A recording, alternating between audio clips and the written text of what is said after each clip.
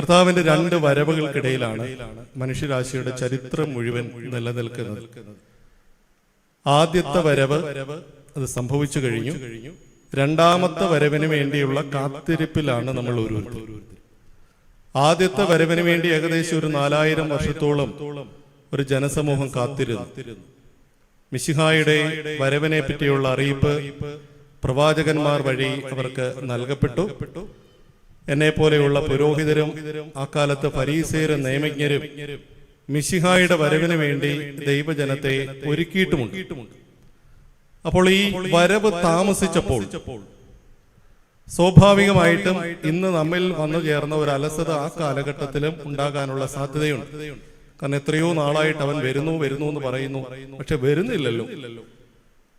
ഞാനിപ്പോഴും ഓർക്കുന്ന ഒരു കാര്യം, നമ്മുടെ മറിവാനിയോസ് ക്യാമ്പസിൽ, കോളേജിന്റെ ക്യാമ്പസിൽ ജീസസ് യൂത്തിന്റെ ഒരു ക്യാമ്പസ് മിനിസ്ട്രി അവിടെ ഉണ്ടായിരുന്നു. അപ്പൊ അവിടെ ക്യാമ്പസ് മിനിസ്ട്രിയുടെ ശുശ്രൂഷ നിർവഹിച്ചുകൊണ്ടിരുന്ന ഒരു അച്ഛൻ ആ ജീസസ് യൂത്തിന്റെ ഗ്രൂപ്പിന് കൊടുത്തൊരു ടാസ്ക് ഇതായിരുന്നു: നിങ്ങൾ പോയി കോളേജിൽ ക്രൈസ്തവ നാമധാരികളായ എല്ലാ നിങ്ങളുടെ സുഹൃത്തുക്കളോടും പറയണം, ചോദിക്കണം, നിങ്ങൾ കർത്താവ് രണ്ടാമത് വരുമെന്ന് വിശ്വസിക്കുന്നുണ്ടോ? അപ്പൊ അവർക്ക് സന്തോഷമായി. അവര് പോയി തിങ്കളാഴ്ച മുതൽ വെള്ളിയാഴ്ച വരെയുള്ള ദിവസങ്ങളിൽ കണ്ടുമുട്ടിയ ക്രിസ്ത്യാനികളെന്ന് തോന്നിച്ച എല്ലാവരോടും തന്നെ അവർ ചോദിച്ചു, നീ വിശ്വസിക്കുന്നുണ്ടോ കർത്താവ് രണ്ടാമത് വരുമെന്ന്? പിറ്റേ ശനിയാഴ്ച അവർ തിരിച്ചു വന്ന് ഈ അച്ഛനോട് പറഞ്ഞു, അച്ഛാ വല്ലാത്തൊരു ചെയ്ത്തായി പോയി ചെയ്തത്. ഇതുപോലെ അപമാനിക്കപ്പെട്ട ഒരാഴ്ച ഉണ്ടായിട്ടില്ല. കാരണം കണ്ടുമുട്ടിയ എല്ലാവരോടും ഞങ്ങൾ ചോദിച്ചു, ഭൂരിപക്ഷം പേര് 90% ഞങ്ങളുടെ കൂട്ടത്തിൽ പഠിക്കുന്നവരും പറഞ്ഞു, ഈ കാലഘട്ടത്തിൽ നീ ഇതൊക്കെ വിശ്വസിക്കുന്നുണ്ടോ? ഇത് പറഞ്ഞാണ് ഞങ്ങളെ പുച്ഛിച്ചത്. പെന്തക്കോസ്ത് സഭാ സമൂഹത്തിൽ വിശ്വസിക്കുന്ന ഒരു സഹോദരൻ മാത്രം പറഞ്ഞു, അളിയ നീ പറഞ്ഞ ശരിയാ, കർത്താവ് വരും. പ്രിയപ്പെട്ടവരെ, മിശിഹായുടെ ആദ്യത്തെ വരവിന് മുമ്പും ദീർഘമായി കാത്തിരിപ്പുണ്ടായിരുന്നു. അപ്പൊ സ്വാഭാവികമായിട്ടും ഈ ആദ്യത്തെ അറിയിപ്പിനെ പറ്റിയുള്ള വരവിനെ പറ്റിയുള്ള പ്രവചനങ്ങൾ വ്യാഖ്യാനിക്കുകയും അതിനുവേണ്ടി ദൈവജനത്തെ ഒരുക്കുകയും ചെയ്യാനായിട്ട് ഫരീസേരും സദുക്കായരും ഒക്കെ എല്ലാ സാപത്തിലും ഒരുമിച്ച് കൂടി ഇത്തരത്തിൽ പ്രബോധനങ്ങൾ നൽകിയിരുന്നു. അപ്പോൾ ഭൂരിപക്ഷം പേര് ഒരുപക്ഷെ ഈ കാലതാമസം കൊണ്ട് ഇതൊന്നും നടക്കാൻ പോകുന്നതല്ല എന്ന് ചിന്തിച്ചിട്ടുണ്ടാകാനുള്ള സാധ്യതയുണ്ട്. അതിൽ ചുരുക്കം ചിലര് ഇതിനെ ഗൗരവമായിട്ട് എടുത്തിട്ടുണ്ട്. അതിൽപ്പെട്ട 2 പേരാണ് പരിശുദ്ധ മറിയവും യോസേപ്പിതാവും. അവർ ഈ വചനത്തെ ഗൗരവമായിട്ടെടുത്തു. ആ ഗൗരവമായിട്ടെടുത്ത പരിശുദ്ധ മറിയത്തിനും യൗസേപ്പിതാവിനും ഈശോയെ സ്വീകരിക്കാൻ സാധിച്ചു. അങ്ങനെയാണെങ്കിൽ ഈ പരിശുദ്ധ മറിയത്തിലും യൗസേപ്പിതാവിലുമുള്ള സമാനമായ ഗുണഗണങ്ങൾ ഉള്ളവർക്ക് മാത്രമേ ക്രിസ്തുവിന്റെ രണ്ടാമത്തെ വരവിലും അവനെ സ്വീകരിക്കാൻ സാധിക്കുകയുള്ളൂ.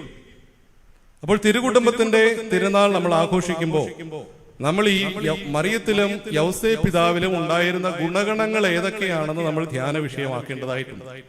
അത് മുഴുവൻ ധ്യാനിക്കാനുള്ള സമയം നമുക്കിവിടെ ഇല്ല. എങ്കിലും ഈ മറിയത്തിലും യൗസേപ്പിതാവിലും നിഴലിച്ചു നിന്ന ഏറ്റവും പ്രധാനപ്പെട്ട 2 സവിശേഷതകൾ മാത്രം നിങ്ങളുടെ ചിന്തയിലേക്ക് കൊണ്ടുവരാമെന്ന് വിചാരിക്കുക. ഗബ്രിയേൽ ദൂതൻ മറിയത്തിന്റെ അടുത്തേക്ക് വന്ന് പറയുന്നത്, ദൈവകൃപ നിറഞ്ഞവളെ സ്വസ്തി, കർത്താവ് നിന്നോടുകൂടെ. ദൈവകൃപ നിറഞ്ഞവളെ സ്വസ്തി, കർത്താവ് നിന്നോടുകൂടെ. മറിയത്തെ നോക്കിക്കൊണ്ട് പറയുകയാണ്, നിനക്ക് കൃപ നിറച്ചുണ്ട്.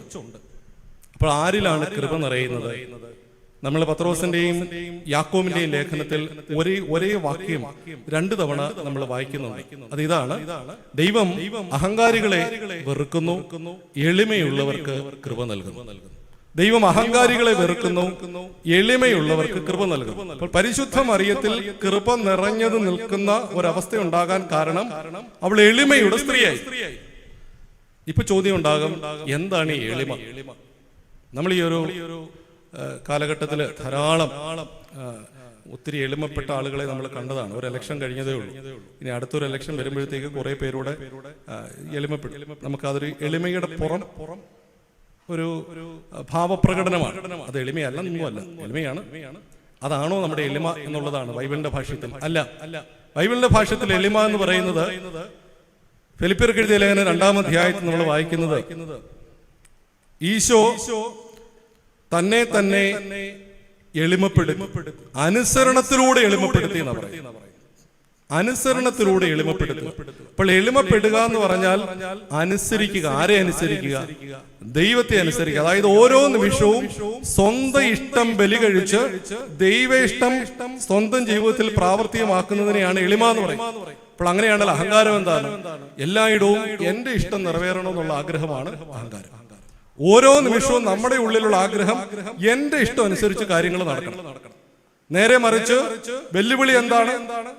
ഓരോ നിമിഷവും എന്റെ ഇഷ്ടമല്ല, എന്റെ ദൈവത്തിന്റെ ഇഷ്ടം, വചനത്തിലൂടെ വെളിപ്പെടുത്തിയിരിക്കുന്ന എന്റെ ദൈവത്തിന്റെ ഇഷ്ടം നിറവേറണം എന്നുള്ള ആ ഒരു ബോധ്യത്തോടും ശാഠ്യത്തോടും കൂടി ജീവിക്കുന്നതാണ് എളിമയുടെ ജീവിതം.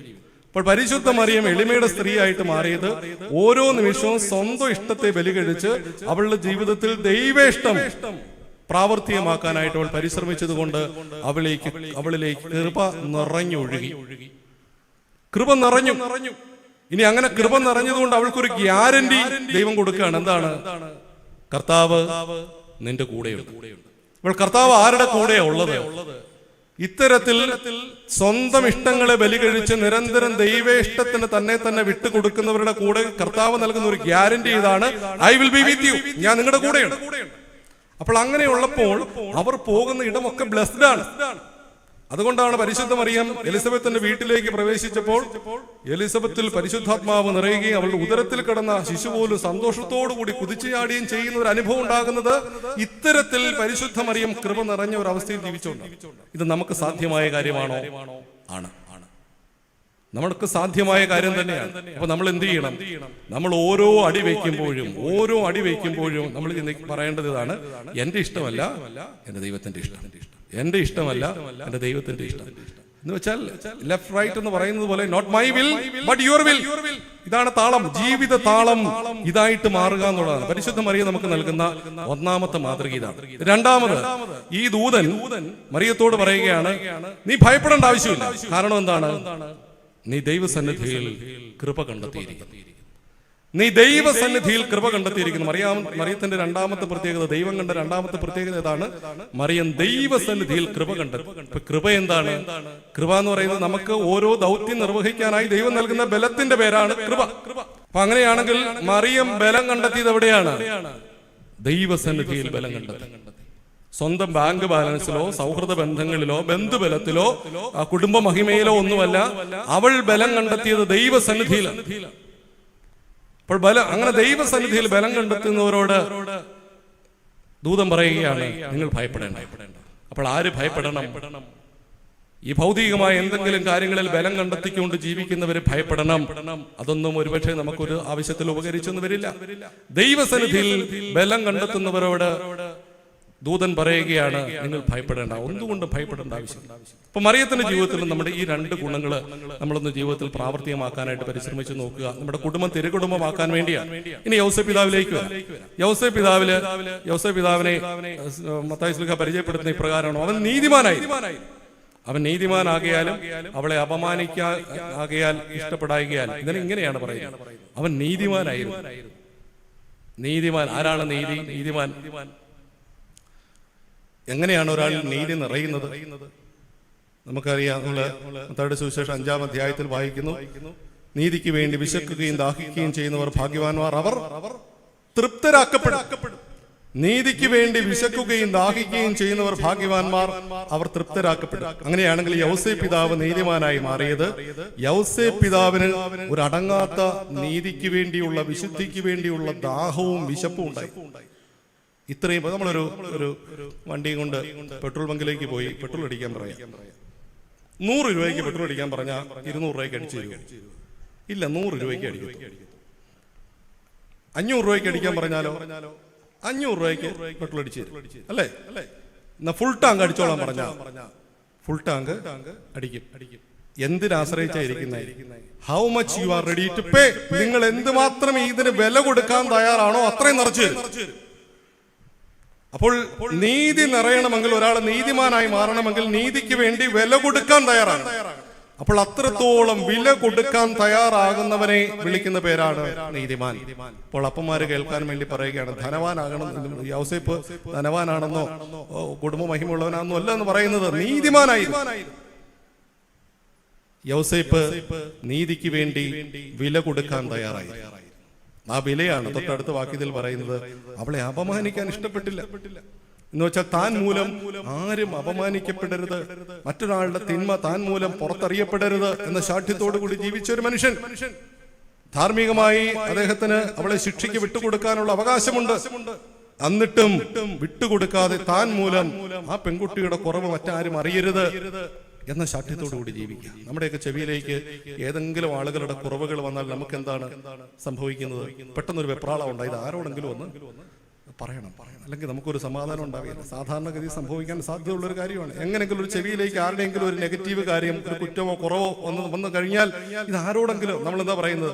നീ ഇത് ആരോടും പറയല്ലേ എന്ന് പറഞ്ഞുകൊണ്ട് നമ്മൾ ചിലപ്പോൾ പങ്കുവെച്ചെന്നിരിക്കും. അപ്പോൾ നമ്മൾ മൂലം മറ്റൊരാളുടെ കുറവ് വേറൊരാളിലേക്ക് പോകാൻ പാടില്ല. ഈ ശാഠ്യത്തോടു കൂടി ജീവിക്കുക എന്നുള്ളതാണ് യോസേപ്പ് പിതാവ് നൽകുന്ന രണ്ടാമത്തെ മാതൃക. പ്രിയപ്പെട്ടവരെ, ഇത്തരത്തിൽ ജീവിക്കാൻ സാധിക്കുമ്പോൾ ക്രിസ്തുവിനെ സ്വീകരിക്കാൻ നമുക്ക് സാധിക്കും. അപ്പോഴാണ് നമ്മുടെ കുടുംബങ്ങൾ തിരു കുടുംബങ്ങളായിട്ട് മാറും. മറിയം ഉത്കണ്ഠാകുലയായെന്ന് ഒറ്റ സ്ഥലത്തെ നമ്മൾ ബൈബിൾ വായിക്കുന്നുള്ളത് എവിടെയാണെന്നറിയാവോ? ഈശോയെ കൈവിട്ടു പോയപ്പോൾ മാത്രം. കുരിശിന്റെ ചുവട്ടിൽ പോലും മറിയത്തിന് യാതൊരു ആകുലതയോ ഉത്കണ്ഠയോ ഇല്ല. ഈശോ കൂടെ ഉള്ളപ്പോൾ ഒരിക്കൽ പോലും മറിയം ആകുലപ്പെട്ടിട്ടില്ല, ഉത്കണ്ഠാകുലയായിട്ടില്ല. മറിച്ച് എപ്പോഴാണോ ഈശോയെ കൈവിട്ടു പോയത് ആ സമയത്ത് മാത്രമാണ് മറിയം ഉത്കണ്ഠാകുലയാകുന്നത്. നമുക്കുള്ള പാഠം അതാണ്. ദൈവത്തെ കൈവിട്ടു പോയ പ്രിയപ്പെട്ടവരെ, നമ്മുടെ ഉള്ളിൽ ഭയം വരും, നമ്മുടെ ഉള്ളിൽ ഉത്കണ്ഠ വരും. കർത്താവ് കൂടെ ഉണ്ടെങ്കിൽ നമുക്ക് ഭയം ഉണ്ടാകില്ല. പിന്നെ അവൻ അവരോടൊപ്പം പുറപ്പെട്ട് നസറത്തിൽ വന്ന് അവർക്ക് വിധേയനായി ജീവിച്ചു. ആരാണ് വിധേയനായിട്ട് ജീവിക്കുന്നത്? ഈശോ. ഈശോ ആർക്ക് വിധേയനായിട്ട് ജീവിച്ചു? ഈ ഉപാധ്യായന്മാരുടെ ഇടയിലിരുന്ന് അവരുടെ തർക്കത്തിൽ തോൽപ്പിച്ച ഈശോ, അത്രയും പാണ്ഡിത്യവും അറിവും ഉണ്ടായിരുന്ന ഈശോ, അത്രയും പാണ്ഡിത്യമൊന്നും ഇല്ലാത്ത യൗസേപ്പിനും മറിയത്തിനും വിധേയനായി ജീവിച്ചു എന്ന്. ഈ ലോകത്തിലെ ആദ്യത്തെ പാപം ഏതെന്നറിയാമോ? ലോകത്തിലെ ആദ്യത്തെ പാപം ആരാ ആദ്യത്തെ പാപം ചെയ്തത്? ആദാം ഹവ്വായും അല്ല. അതിനു മുമ്പൊരു പാപം ഉണ്ടായി. അതാരായിരുന്നു? ദൈവം സൃഷ്ടിച്ച മാലാഖമാരിൽ ഒരാളൊരു പാപം ചെയ്തു, ലൂസിഫർ. എന്താണ് ചെയ്തത്? അവൻ ദൈവത്തിന്റെ അധികാരത്തെ വെല്ലുവിളിച്ചു. അതായിരുന്നു ഈ ലോകത്തിൽ സംഭവിച്ച ആദ്യത്തെ പാപം എന്ന് പറയുന്നത്. എല്ലാ അധികാരങ്ങളെയും വെല്ലുവിളിക്കാനുള്ള നമ്മുടെ ഉള്ളിലുള്ള ഒരു റിബല്യസ് മനോഭാവം, വെല്ലുവിളിക്കാനുള്ള ഒരു മനോഭാവം. പ്രിയപ്പെട്ടവരെ, അത് നമ്മുടെ അഭിഷേകം ചോർത്തിക്കളയുന്ന ഒരു കാര്യമാണ്. ഈ ലോകത്ത് നൽകപ്പെടുന്ന അധികാരം, ആ അധികാരത്തോടൊപ്പം പ്രത്യേകിച്ച് ഇവിടെ ഈശോ ചെയ്യുന്നത് തന്റെ ഇംപെർഫെക്റ്റ് ആയ ഈ യൗസേപ്പും മറിയവും, അവർക്ക് ഒരുപക്ഷെ ഈശോയുടെ അത്രയും അറിവില്ല, എന്നിട്ടും അവർക്ക് വിധേയനായി അവൻ ജീവിച്ചു എന്നാണ് പറയുന്നത്. തന്നെ അനുസരണപ്പെടുത്തിക്കൊണ്ടുള്ള ജീവിതം. അതിന് ഫലമായിട്ട് എന്താണ് ഉണ്ടായത്? വിധേയനായിട്ട് ജീവിച്ചു. യേശു ജ്ഞാനത്തിലും പ്രായത്തിലും ദൈവത്തിന്റെയും മനുഷ്യരുടെയും പ്രീതിയിൽ വളർന്നു വന്നു. കുഞ്ഞുങ്ങൾക്കുണ്ടാവുന്ന ഏറ്റവും വലിയ പ്രലോഭനം അതാണ്. ഓരോ നിമിഷവും മാതാപിതാക്കൾക്കെതിരെ റിബല്യസ് ആയിട്ട് നിൽക്കുക, അവരുടെ തന്നെ വിധേയപ്പെടുത്താതെ തങ്ങളുടെ ഉള്ളിലുള്ള ഈ പൈശാചികമായ ചില ചിന്തകളുണ്ട്, അവർക്കെതിരെ സംസാരിക്കാനുള്ള ഒരു പ്രവണത. അപ്പോൾ അതിനെ അടക്കി വിധേയപ്പെടുത്തി നമ്മൾ ജീവിക്കാൻ തുടങ്ങുമ്പോൾ നമ്മുടെ ഹൃദയത്തിലേക്ക് ജ്ഞാനവും ദൈവികമായ അറിവും നമ്മുടെ ഉള്ളിലേക്ക് നിറയും. ജ്ഞാനത്തിലും പ്രായത്തിലും നമ്മൾ വളരുന്നത് നമ്മളെ തന്നെ ഇത്തരത്തിൽ വിധേയപ്പെടുത്തി ജീവിക്കാനായിട്ട് തുടങ്ങുമ്പോഴാണ്. അപ്പൊ ഇങ്ങനെ ഒരു അഭിഷേകമുള്ള തിരുകുടുംബമായി നമ്മുടെ കുടുംബങ്ങൾ നിലനിൽക്കുന്നതിന് വേണ്ടി നമുക്ക് ആഗ്രഹിക്കുകയും പ്രാർത്ഥിക്കുകയും ചെയ്യാം. തിരുകുടുംബത്തിന് പ്രത്യേകമായ മധ്യസ്ഥം നമുക്ക് അപേക്ഷിക്കാം. മറിയത്തെ പോലെ, യൗസേപ്പിനെ പോലെ അവരിൽ ഉണ്ടായിരുന്ന സവിശേഷമായ ഗുണഗണങ്ങൾ കർത്താവേ ഞങ്ങളുടെ ജീവിതത്തിലേക്കും തരുവാനും, അങ്ങനെ ഒരു ക്രിസ്തു ഞങ്ങളുടെ കൂടെ സന്നിഹിതനാണ് എന്നുള്ള ബോധ്യത്തിൽ ജീവിക്കുന്ന കുടുംബങ്ങളാക്കി ഞങ്ങളുടെ കുടുംബങ്ങളെ മാറ്റണമേ എന്ന പ്രാർത്ഥനയോടുകൂടി നമുക്ക് ഈ ബലി പൂർത്തിയാക്കാം. പിതാവിന്റെയും പുത്രന്റെയും ജീവനുള്ള പരിശുദ്ധ റൂഹായുടെ തിരുനാമത്തിൽ.